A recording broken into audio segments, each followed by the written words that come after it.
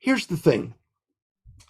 Prabhupada read my master's thesis. When I graduated from the University of Chicago, on my way to Harvard, Prabhupada read my letter. Satsvarup made me do this, and I was very hesitant to do it, but I sent Prabhupada my master's thesis on the Chaitanya Charitamrita. And in fact, it was on the hermeneutical analysis of the Chaitanya Charitamrita. Back then, the word hermeneutics never was known by anyone in the movement. I was studying hermeneutics at the University of Chicago and at Harvard.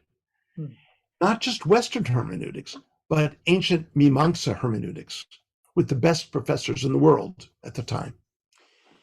And Prabhupada leafed through my master's thesis. He was fairly ill at the time, in August of 1977. But he heard my whole letter about the strategy of going to Harvard, and he was reading through my master's thesis. And if you know anything about Prabhupada, when Prabhupada saw something that he did not like, he put an end to it right away.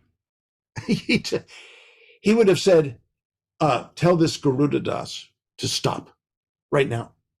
No Harvard, no writing. He is not qualified. In fact, he said quite the opposite. He blessed me with incredibly encouraging words.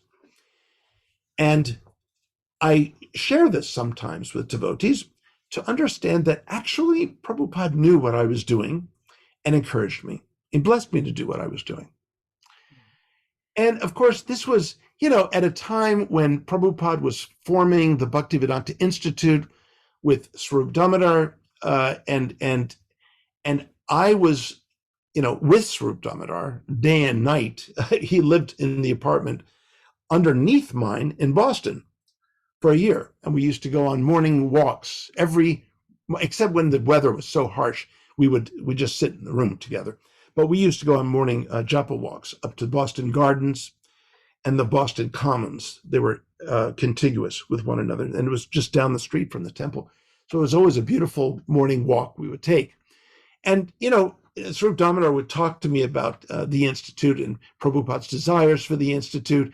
And he was very encouraging to me at my first year at Harvard, 1977. And that was also the year that Prabhupada departed the planet. So we went through that process together, and also with Madhava and Siddhaputta. We were all together there. And that was, of course, a very painful time. But for myself, Krishna Prema Rupa, I knew that Prabhupada, it's impossible for Prabhupada to leave me, because I already left Prabhupada in Mayapur, in Vrindavan, to come back to the US to be with Prabhupada more. So I had always that relationship.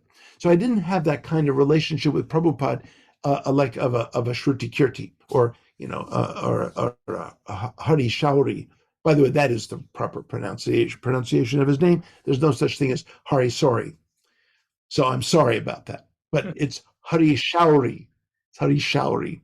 So beautiful name. So, these devotees had this kind of, interpersonal, very immediate, hours of Prabhupada every day on a very personal level.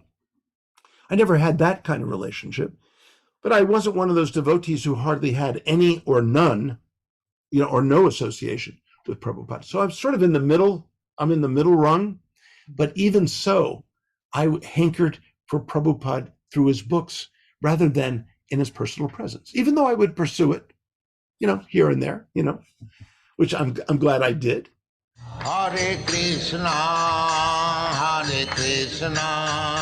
Krishna Krishna, Hare Hare, Hare